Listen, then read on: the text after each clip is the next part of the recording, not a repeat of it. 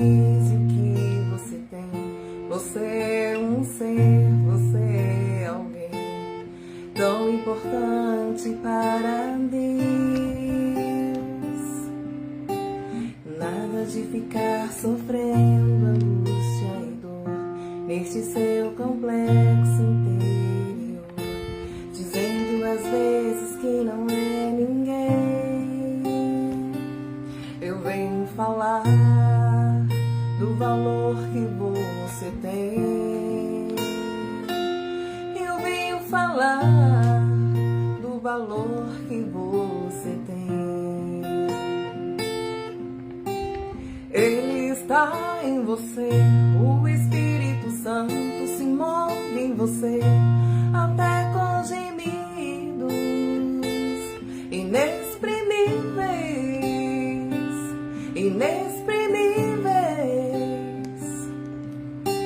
Daí você pode então perceber que pra Ele há algo importante em você.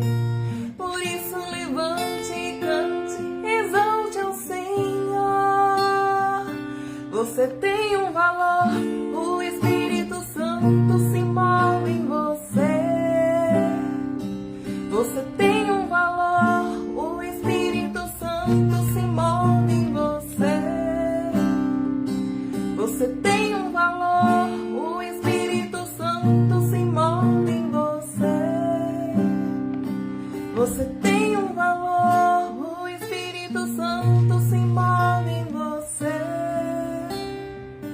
Você tem um valor.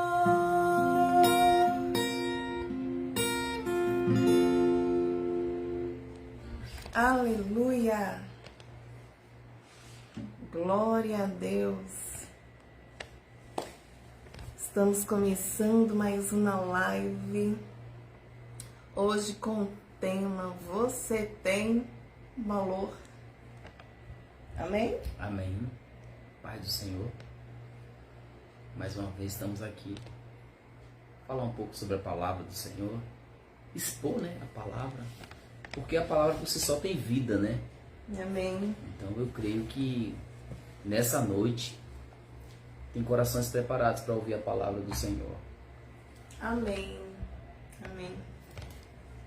Então vamos começar, né, o nosso estudo.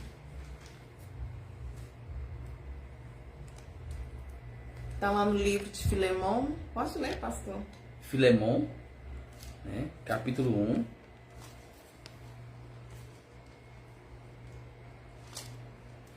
Filemão, capítulo 1. Do versículo, vamos ler do versículo 8 em diante. Diz assim, que do 8 em diante é apenas um capítulo, 25 versículos. Parece mais um bilhete ou um memorando. Essa carta ela foi escrita para um homem chamado Filemão. Ela não foi escrita para uma igreja, mas sim para Filemão. É uma carta pessoal do apóstolo Paulo. E é uma carta onde ela é recheada de amor, de misericórdia e de perdão, né? Essa carta é uma carta, né? Se você quiser ler uma carta, uma epístola, né? A epístola que o apóstolo Paulo escreveu, você lê ela talvez em 3, 4 minutos, dependendo da forma da leitura. Então é uma carta muito simples, aparentemente, porém ela é cheia de profundidade, cheia de mistérios. Alguns pastores até intitulam como um bilhete, né? Como um bilhete. 1 Filemão, aqui, o capítulo 1, versículo 8, diz assim: pelo que, ainda que tenha em Cristo grande confiança para te mandar o que te convém, todavia peço-te antes, por amor, sendo eu tal como Paulo, o velho e também agora prisioneiro de Cristo, peço-te por meu filho Onésimo, que gerei nas minhas prisões, o qual noutro tempo te foi inútil, mas agora a ti e a mim muito útil, eu tu tornarei a enviar, e tu torna a recebê-lo como ao meu coração. eu bem quisera conservar comigo para que por ti me servisse nas prisões do Evangelho. Amém? Essa epístola que o apóstolo Paulo escreve para Filemon, Filemon praticamente é abastado, né? Um homem de posses, e ele abre um espaço para uma igreja em Colosso. Paulo aqui, quando ele escreve essa epístola, ele está preso em Roma. Ele está preso em Roma e ele tem um encontro com um escravo de Filemon, que provavelmente defraudou Filemon, cometeu uma falha contra Filemon, e esse escravo, que é Onésimo, ele foge da presença do seu senhor, de Filemon. E na prisão ele se encontra com Paulo. Paulo evangeliza, Paulo fala sobre o evangelho, e Filemon está em Colosso, Onésimo está sendo evangelizado. Inclusive ele mesmo fala que foi gerado nas prisões, espiritualmente, um novo homem. Então quem é o condutor dessa carta? Quem é que traz essa carta de volta? Onésimo. Né? No primeiro versículo aqui, ó, do capítulo 1, Paulo, prisioneiro de Cristo, e o irmão Timóteo ao amado Filemon, nosso cooperador. Ou seja, Filemon, ele era cooperador. Ele trabalhava para o reino. Ele trabalhava para a obra do Senhor. Então, o apóstolo Paulo o chama de amado. Ou seja, porque havia um vínculo entre eles dois. Havia um carinho entre eles dois. E aí, nesse meio tempo, o apóstolo Paulo tem um encontro com o servo dele, com o servo de Filemon. E ele continua lançando elogios para Filemon nesse bilhete, conhecido como memorando, Sim. conhecido como epístola. Ele agora, que ele tem um encontro, né, que Onésimo tem um encontro com Paulo, a sua vida, ela foi mudada. Ele se arrepende do que ele faz e agora ele volta. Sim. O Billy Graham, o pastor Billy Graham, ele fala, grande missionário, ele fala que a melhor água ungida são as lágrimas do arrependimento. Ou seja, o apóstolo Paulo evangeliza Onésimo, o apóstolo Paulo fala do amor do Senhor, e agora o apóstolo Paulo também ele é um pacificador. Ele é um intermediador entre Filemon e Onésimo. E ele, né, escreve, e o condutor que vai levar essa carta, que vai levar essa epístola para Filemon, ele é um homem que volta transformado. Ele é um homem que volta mudado, porque o evangelho, ele faz isso com a gente. Ele transforma, ele muda. Como Jesus transformou aquela água nas bodas de Caná, que é no interior do vaso, o evangelho, a principal função do evangelho é transformar o nosso entendimento, transformar a nossa maneira de viver. Quando o Espírito Santo ele faz com que nós sejamos regenerados, um novo homem, há uma mudança total de comportamento. E eu acredito que Onésimo aqui, que o seu nome significa útil, e ele fala aqui, ó, no 11, o qual no outro tempo te foi inútil, mas agora, ou seja, agora é no presente. No passado, ele era inútil, ele não servia, mas agora ele conhece o nosso Senhor. Inclusive, ele pede para que o receba como irmão em Cristo, né? Ou seja, em uma situação de escravo, ele agora passa a ter liberdade, inclusive será chamado de irmão. Que interessante, né? Na verdade, aqui quando você lê essa epístola, você vê a obra salvífica de Cristo. O mistério aqui é a obra do Senhor, claramente. Como? Filemon, é uma analogia aqui. Filemon simbolizando Deus, o apóstolo Paulo simbolizando Cristo e Onésimo simbolizando nós, pecadores. Ou seja, agora nós temos um arquétipo da obra salvífica do Senhor. em uma carta, em uma epístola tão pequena, nós vemos a obra do Senhor aqui feita, onde você vê amor, perdão, arrependimento, misericórdia, comunhão, graça. Amém? Então, quando a gente olha e a gente vê e pede ao Senhor que venha trazer iluminação aos nossos corações, o Senhor começa a se revelar através dessa epístola para nós. Essa epístola tem duas divisões: saudações e ações de graça, amor e abnegação. Então vamos entender um pouquinho aqui a história. Onésimo era um escravo que deu muita dor de cabeça para o seu senhor Filemão. Vamos dizer, um escravo problemático. Sim.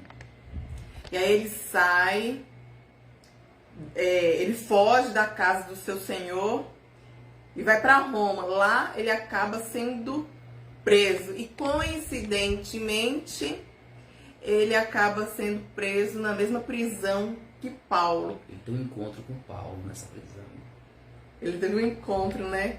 Olha, que interessante. Eu quero ler uma afirmação de Martim Lutero. Olha o que Martim Lutero, ao ler essa história toda, o que ele afirmou. O que Jesus Cristo fez em nosso benefício diante de Deus, o Pai, Paulo fez em favor de Onésimo diante de Filemão. A gente entende aqui que o amor de Paulo para com Onésimo, mesmo Onésimo sendo um infrator, um criminoso, um cara problemático, Paulo o acolheu e o evangelizou, enxergando em Onésimo uma utilidade para o reino de Deus. E Paulo, então, evangeliza ele, discipula Onésimo, ganha ele para Jesus. E agora, depois de uma vida restaurada, Onésimo, de inútil, passa a ser útil para o reino de Deus. Sim, o nome de Onésimo, a simbologia é útil, né? Filemon, o significado do nome Filemon quer dizer amante, aquele que ama ou aquele que tem amor. Ou seja, o nome de Filemon representa Deus. Aí você vai olhar o nome do apóstolo Paulo. Eu fui pesquisar. Pequeno ou humilde. Quando nós olhamos o nome humilde, nós olhamos e analisamos a palavra, o nosso Senhor Jesus, o que ele fala? Aprender de mim, que sou manso e humilde. É um adjetivo de Cristo. Então a Bíblia ela é cheia de enigma, ela é cheia de mistério. E aqui o apóstolo Paulo, nós temos uma analogia do próprio Cristo, que agora através da vida, né? Aqui nós temos Deus, o homem Cristo. Filemon, o homem pecador que se afasta e que sai da presença do Senhor. E o apóstolo Paulo que representa Cristo, que agora é o mediador. Né? A palavra do Senhor fala que há um só Deus e um só mediador entre Deus e os homens. Jesus Cristo, o homem. Amém. Ou seja, através do apóstolo Paulo, Onésimo mudou o seu caminho. Mudou a trajetória da sua vida. Através de Cristo, a nossa vida, o nosso caminho foi mudado. Olha, sabe o que é interessante, o senhor falando aí? Eu entendo que Onésimo, ele não tinha uma identidade, ele não sabia quem que ele era. Sim. Ele era um cara perdido, sem saber o que fazer. Sabe aquelas pessoas assim, que elas estão perdidas, sem saber o que faz da vida? E muitas vezes essas pessoas acabam indo por caminhos errados. Sim. Onésimo, ele não se conhecia, ele não sabia quem ele era, qual o papel que ele tinha de fato. Só quando ele encontrou-se com Paulo, quando nós nos encontramos com o Senhor Jesus, a nossa vida muda. a nossa maneira de viver, ela muda verdadeiramente. Quando se tem um encontro verdadeiro com o Senhor, a nossa forma de caminhar muda. É tanto que o Onésimo, ele poderia ter fugido para outro lugar. Ele poderia ter continuado tomando distância do seu Senhor. Mas não, como ele foi tratado, inclusive o apóstolo Paulo, ele intercede. E na própria epístola, no versículo 10, ele diz assim, ó, peço-te por meu filho Onésimo. Ou seja, ele faz uma intercessão. E o Senhor, ele intercede por nós. Ele intercedeu por nós para nos salvar, para fazer a sua obra em nossas vidas. Pelo meu filho, nós agora, o próprio apóstolo Paulo escreve aos Efésios, nós somos filho por adoção por meio de Cristo. Então Onésimo aqui, ele agora é filho por meio de Paulo. Por meio de Paulo, ele foi gerado de novo, que gerei nas minhas prisões. Que interessante, Né? Eu vejo uma simbologia muito grande em Romanos capítulo 8, fala que nós temos um intercessor, como eu acabei de louvar, que o Espírito Santo, ele intercede por nós com gemidos inexprimíveis. Nós vimos o apóstolo Paulo também intercedendo pela vida de Onésimo.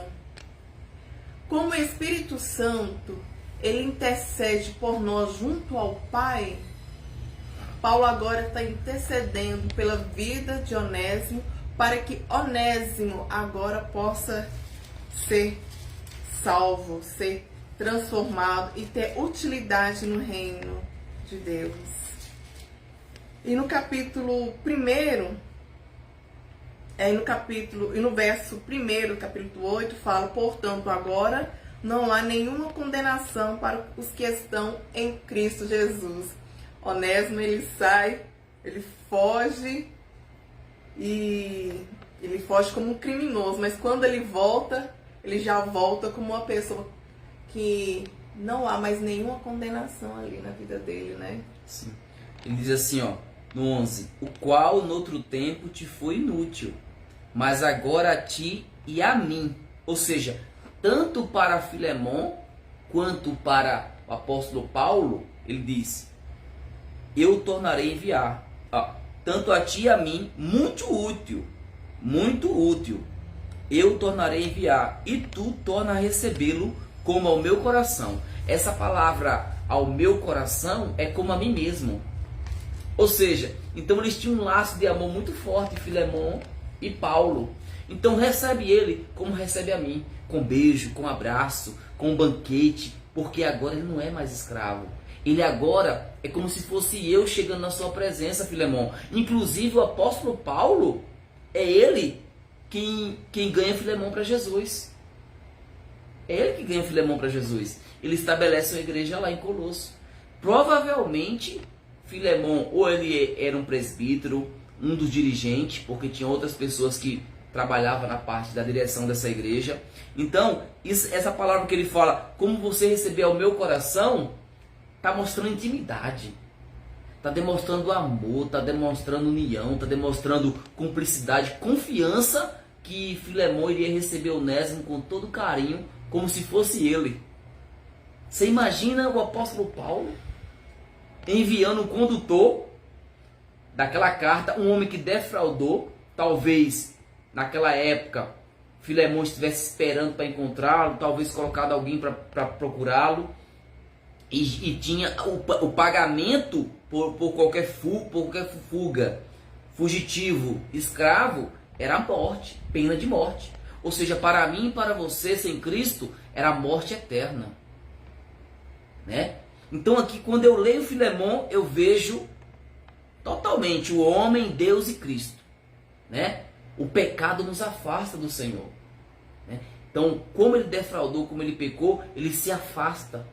E nós, né, o homem, quando ele peca, ele se afasta do Senhor. Ele não tem como ter intimidade com o Senhor, né? Eu gostaria de deixar aqui que está escrito no versículo 16 de Filemon. Não mais na condição de escravo, aliás, muito melhor do que escravo, como irmão amado, particularmente por mim e ainda mais por ti. Ou seja, Paulo está falando aqui, olha, recebe ele agora não mais na condição de escravo, porque ele saiu como escravo, né? Mas agora ele não é mais escravo. Agora você vai receber ele como irmão em Cristo, como um cooperador seu. Sim. No Evangelho de Cristo, nas pregações, no seu ministério, ele vai ser um cooperador para o crescimento do reino dos céus. Olha que... Ele é mais útil dessa forma do que morto, do que longe. Ele é mais útil vivo, cooperando para o crescimento do reino, para o crescimento do Evangelho, né? Então, para ti ele será muito útil. Agora vamos ler o 18, que é muito interessante. Contudo, se ele te causou algum prejuízo ou te deve qualquer coisa, lança todo o custo na minha conta. Versículo 19. Eu, Paulo, escrevo essas palavras de próprio punho. Eu o pagarei, não para mencionar que tu me deves tua própria vida. Eu vou voltar um pouco o versículo para a gente poder continuar essa ponte, porque senão nós vamos pular o 14 aqui, que é muito importante, tão quanto o 18. Ele diz assim, ó, o 14, mas nada quis fazer sem o teu parecer, para que o teu benefício não fosse como por força, mas voluntário. Olha que interessante. O apóstolo Paulo, ele respeita Filemão.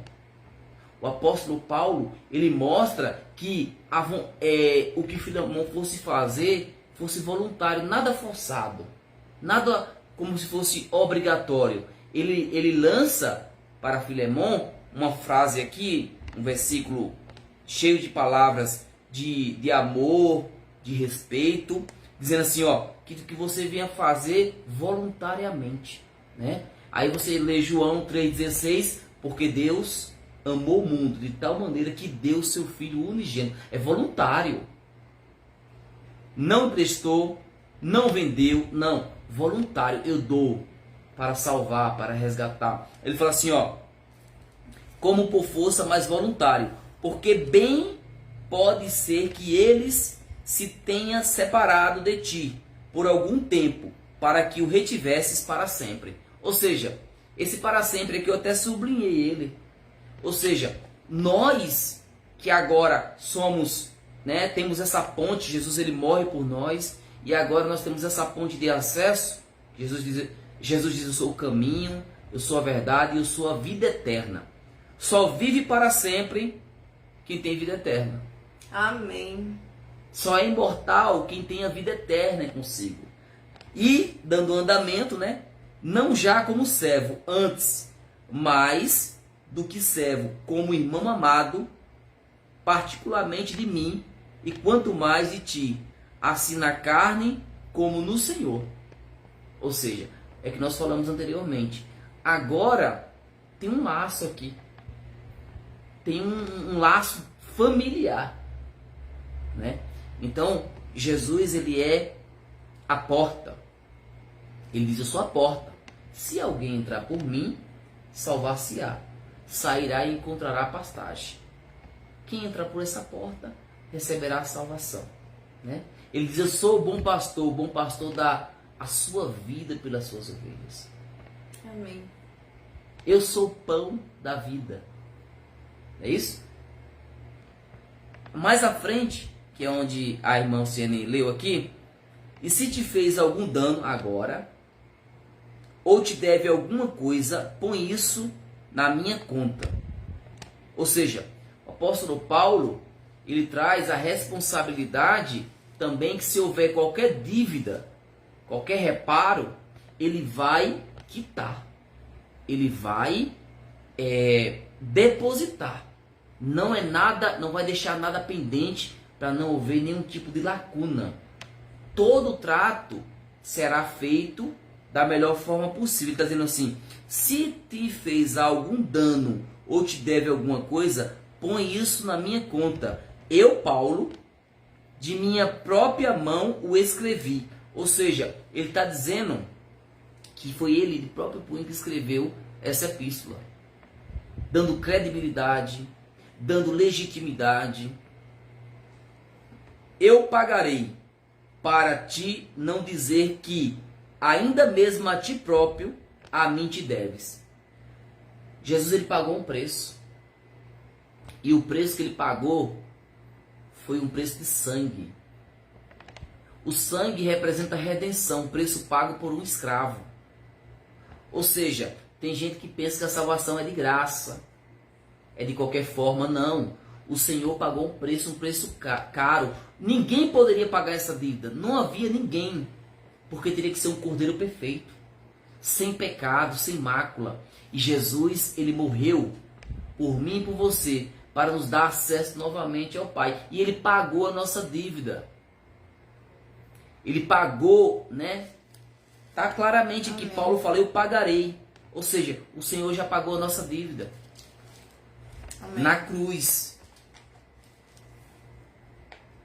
Paulo aqui está prefigurando a imagem de Cristo, né? Sim. Paulo, ele pagou um valor para que Onésimo fosse um homem livre, para que não tivesse nenhum obstáculo que impedisse ele de ser útil no reino de Deus. Eu gostaria de comentar um pouco aqui, para a gente estar já finalizando, sobre esse valor que Onésimo tem, né? Paulo enxerga esse valor em Onésimo. Muitas pessoas, às vezes, estão esperando outras pessoas enxergarem nela um valor. Mas eu gostaria de mencionar que, na verdade, nós é que temos que olhar para dentro de nós e encontrarmos em nós esse valor, essa utilidade para o reino de Deus. Eu quero dizer que você tem uma utilidade para o reino de Deus. Você é uma pessoa útil, a qual o Senhor Jesus pagou um alto preço. Não foi qualquer valor, foi um alto preço, como o pastor David falou, um preço de sangue para a tua vida. Se você acha que você não tem valor, que as pessoas não te valorizam, ei, deixa eu te dizer, você tem muito valor para o nosso Deus. Você tem valor. Então pegue esse seu valor e trabalhe para que você possa ser uma pessoa útil no reino de Deus. O apóstolo Paulo, ele fala, porque pela graça sois salvos, mediante a fé. E isso não vem de vós, é um dom de Deus. A fé salvífica é um dom de Deus na nossa vida. Ela ilumina o nosso coração, ela faz com que a gente possamos acreditar, né? Então, quem trabalha, quem constrói dentro de nós é o Espírito Santo. A obra de Deus, ela é feita através dos exames na Escritura, da prática, de uma vida de oração, abrindo espaço para que o Espírito Santo venha trabalhar em lugares que nós nem nós mesmos conhecemos. Porque o Senhor, ele conhece coisas que nós não conhecemos a respeito de nós. Lacunas, problemas, rejeições, impulsos. Tudo isso está muito escondido no consciente da gente. Muitas vezes a gente faz coisas até sem perceber. Mas o Espírito Santo que sonda nossos corações, né? Tem um versículo, tem um verso de Salmo que diz: Tu me sondas, sonda-me, Senhor, e me conhece, né?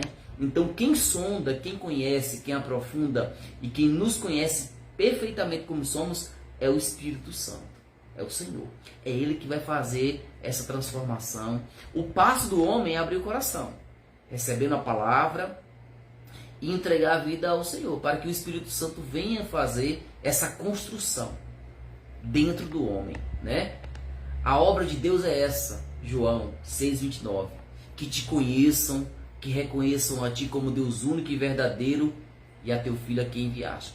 Então a obra de Deus ela é construída dentro de nós a partir de um relacionamento com o Senhor.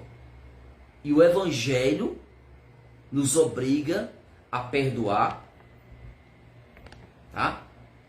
O Evangelho nos direciona a ter misericórdia. O Evangelho nos ensina que devemos, amar os nossos inimigos. Não é gostar, colocar dentro da sua casa, não. Mas amá-lo. Orar para que o Senhor venha salvar, mudar seu entendimento. Então, o apóstolo Paulo aqui ele é uma ponte crucial de pacificação. Ele é uma ponte crucial de salvação. Ele é uma ponte crucial aqui de amabilidade.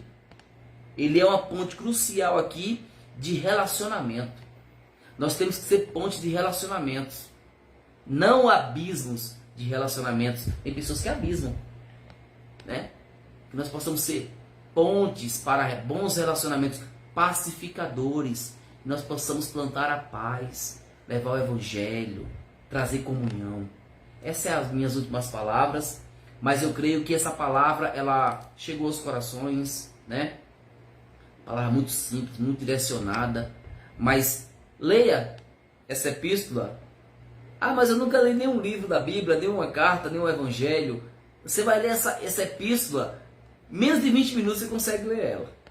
Devagarzinho dá para ler, tá? Deus abençoe a todos, em nome de Jesus. Fiquem com a graça do Senhor. Amém? Isso é assim. Eu quero deixar... Tem um livro que eu estava lendo, só para a gente finalizar, que eu quero deixar essa meditação nesse livro. O livro é esse aqui, olha. Você é o melhor de Deus. Quando o pastor falou que queria falar sobre esse tema, eu lembrei deste livro. E tem algo muito interessante que vai falar o seguinte...